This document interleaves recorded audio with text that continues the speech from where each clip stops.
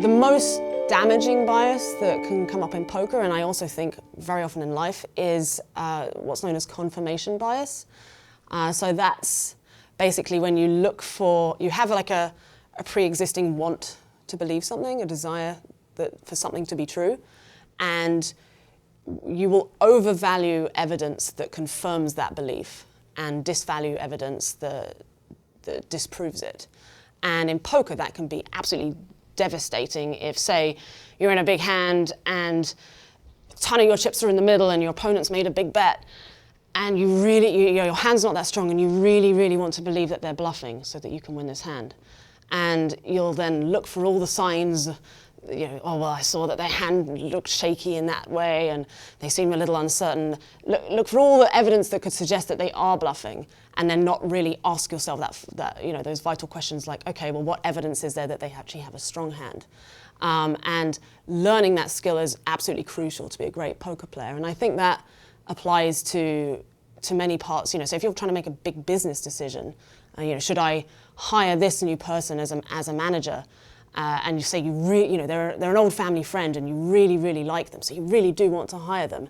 You'll tend to look for all the signs that they could be great, but dismiss the perhaps overwhelming signs the very strong signs that they're actually not the right person for the job.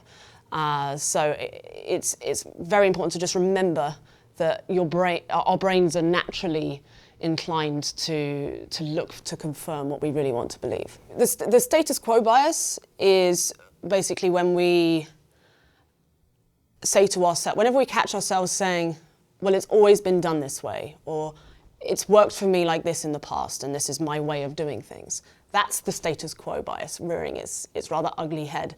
And what this means is that we have a tendency to not want to change our methodology, perhaps change the process with which we do something because it's perhaps worked sometime in the past, or we like doing it that way. And in poker, I remember I used to catch myself falling into that.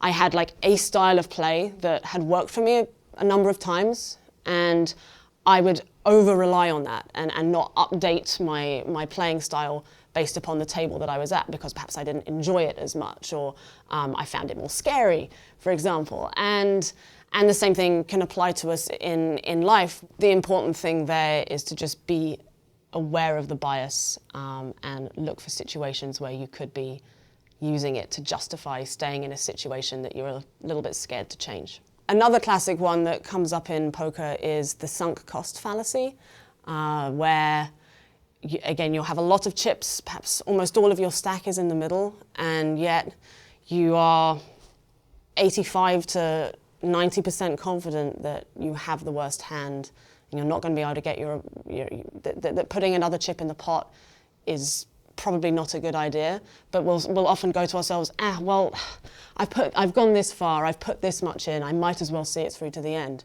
But if you have very strong information that actually from this point onwards, putting more money in the pot is a bad idea, then you shouldn't. But we have this belief that, well, I've put this much time in or this much effort that we should continue on.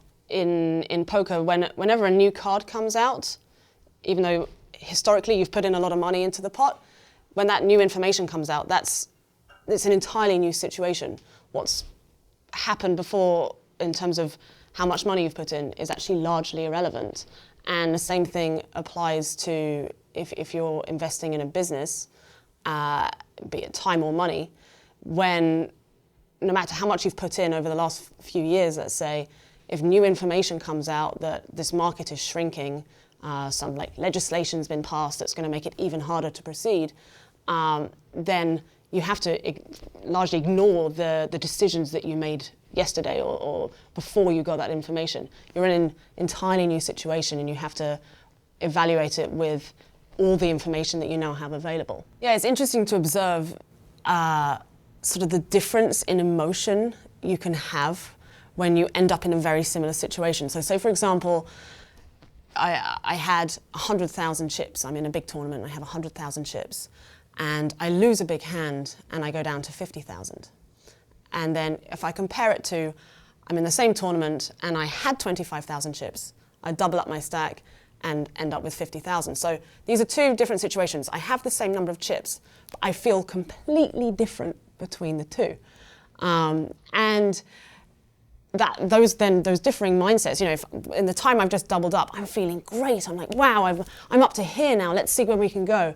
Whereas I've halved my stack, I'm feeling despondent. I was like, man, I had this many before. And so often you'll end up playing badly from this point and playing great from this point. And yet it's stupid because actually practically you're in exactly the same situation in both. So poker teaches you to detach yourself from how you got there and just going, okay, this is my situation right now. What's the best procedure moving forward?